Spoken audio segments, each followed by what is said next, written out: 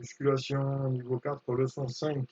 Donc, pour rappel, sensation, endurance de force à la leçon 1, anatomie à la leçon 2, calcul des maxi et sensations de puissance sur la leçon 3.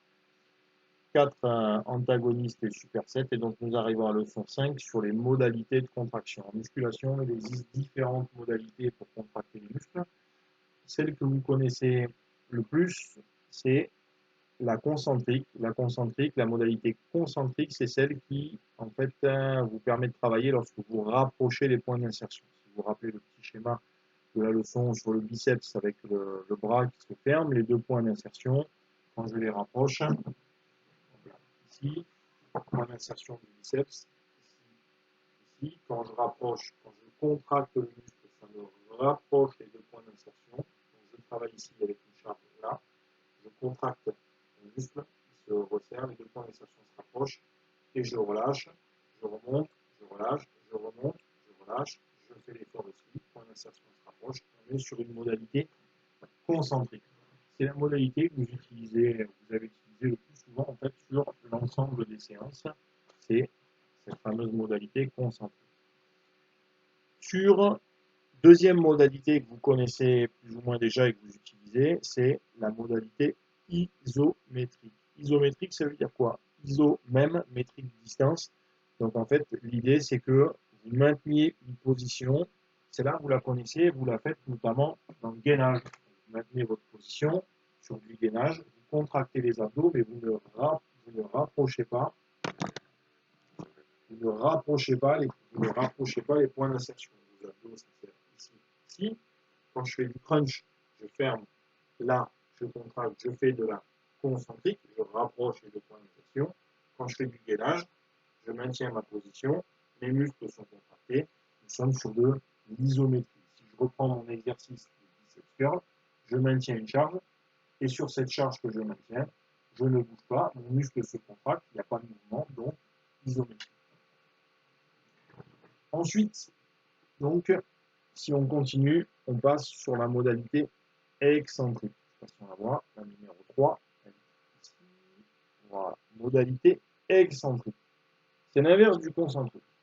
Je vais travailler mon biceps, mais cette fois-ci, au lieu de travailler sur la fermeture et donc le rapprochement des points d'insertion, c'est je vais freiner la charge et donc je vais retenir la descente sur l'éloignement des points d'insertion. Okay, donc, ce n'est pas mon triceps qui travaille. Mon triceps il travaille si j'ai une résistance ici, et j'appuie, et j'ouvre là. Le biceps ici, il ne travaille pas. Et là, quelqu'un m'aide à remonter la charge, et je freine sa descente. C'est bien ça qui permet de retenir la descente. Mon triceps il serait sur l'ouverture de bras. Je n'ai pas besoin de forcer sur le triceps, parce que j'ai la charge qui appuie directement. Donc à ne pas confondre avec le travail de l'antagoniste. Ici, je freine la descente. Donc les points d'insertion sur l'effort s'éloignent. Donc là, je suis sur de l'excentrique. Quatrième modalité, la voici, c'est de la pliométrie. La pliométrie suppose qu'il y ait un étirement du muscle avant sa contraction. Donc, si j'étire mon muscle avant de le contracter, en fait, sur l'étirement, il y a un réflexe qui s'appelle le réflexe myotatique, qui fait que le muscle se contracte d'autant plus fort et d'autant plus vite. S'il se contracte d'autant plus fort, il va solliciter encore plus de fibres musculaires, donc ça devient intéressant pour aller chercher plus de fibres musculaires et développer de la force. Donc, on fait généralement, celui-là, il se fait généralement sur les jambes, il se fait rarement sur d'autres modalités. Donc l'idée, c'est que sur mon quadriceps, si je descends avant de remonter, ici en descendant, là ici, mon muscle, je l'étire parce que j'éloigne les points d'insertion. Et en fait, sur le réflexe, je remonte. Vous pouvez faire d'une marche, je tombe et je remonte de suite. Et là, je reviens du kilomètre. C'est une modalité de contraction qui est très dynamique, qui vous permet notamment de travailler la puissance ou l'explosivité. Dernière modalité de contraction qui n'est pas vraiment une modalité de contraction, mais qui est en fait une combinaison, c'est le statodynamique. Vous êtes sur la combinaison, le stato, c'est de l'isométrie en fait, et le dynamique, c'est tout simplement du concentrique. Donc je reprends mon exercice sur mon biceps curl, je vais venir partir du mouvement en bas, je monte, je tiens en isométrie, je vais tenir quelques secondes, 5 secondes, et ensuite je vais terminer le plus rapidement possible la phase concentrique. Je relâche, je redescends, concentrique, pardon, isométrique et concentrique. Donc ça, vous pouvez le faire sur n'importe quel exercice. En fait, ces différentes modalités de contraction vont vous permettre d'être plus efficace en fonction du travail que vous allez rechercher. Le concentrique, vous allez travailler sur toutes les, pour toutes les méthodes, enfin, pour tous les objectifs, peu importe, le concentrique, ça fonctionne. L'isométrie, c'est intéressant, notamment pour le renforcement musculaire. Quand vous faites du gainage, faites du renforcement musculaire. Donc, à visée thérapeutique, intéressant. À visée d'entretien, intéressant également, ou à visée de préparation pour une saison pour un sportif, c'est intéressant aussi, puisqu'il vous permet de mieux maintenir vos articulations.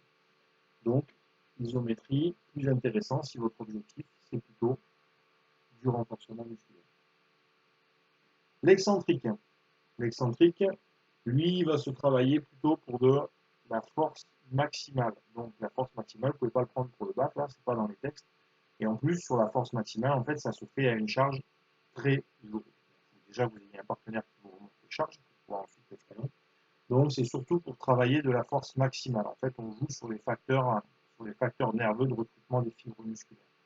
Plus je mets de la charge lourde, plus je vais recruter des fibres musculaires. Une fibre musculaire, elle est innervée par des motoneurones. Et en fait, plus on va mettre en charge et plus on va aller chercher de fibres musculaires. En fait, elles sont sollicitées plus ou moins dans le même ordre. Ça veut dire qu'il y en a qui sont quasiment jamais sollicitées. Et donc, plus je monte en charge et plus je vais aller chercher loin des fibres musculaires qui sont généralement peu sollicitées. Donc, c'est pour ça que si je les habitue à être sollicitées, c'est pour ça que je gagne en force. En fait. Je ne peux pas gagner en volume. Donc ça, c'est une méthode un peu particulière qui est vraiment spécifique au développement de la force. Et puis ensuite, la pliométrie. La pliométrie, vous avez vu sur le mouvement, en fait, comme c'était très dynamique, donc c'est, je rappelle, l'étirement avant la contraction franche, volontaire et rapide, comme c'est très dynamique, c'est plutôt utilisé pour développer la puissance ou pour développer l'explosivité. Et dernière méthode, notre statodynamique, donc, que vous pouvez utiliser notamment pour aussi du travail d'explosivité ou du travail de puissance, mais ça marche aussi pour l'entretien. Voilà pour cette séance. Vous avez donc 4 vraies modalités de contraction différentes plus le statodynamique qui vous permettent en fait d'être un peu plus efficace et d'être plus précis dans l'objectif que vous recherchez et puis aussi d'amener en fait de la variété dans votre séance pour que ce soit un peu plus ludique. Voilà, à bientôt. N'hésitez pas à poser des questions si vous avez besoin.